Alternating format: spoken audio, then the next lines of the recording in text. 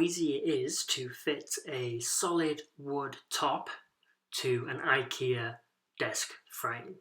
So in this case we'll be fitting a 27mm solid oak top to an Ikea Skarsta pre-2020 edition frame. So you can see here that I am attaching first the mounts for the hand crank, and it's fair to say that you probably have to give it a bit more pressure than you would if you were screwing in these bolts into an MDF frame. You can see there that I bring in the Ikea handheld drill, nothing heavy duty, but probably a little bit more than you would have to normally. The next thing to do is to push in the little plastic inserts into the corners.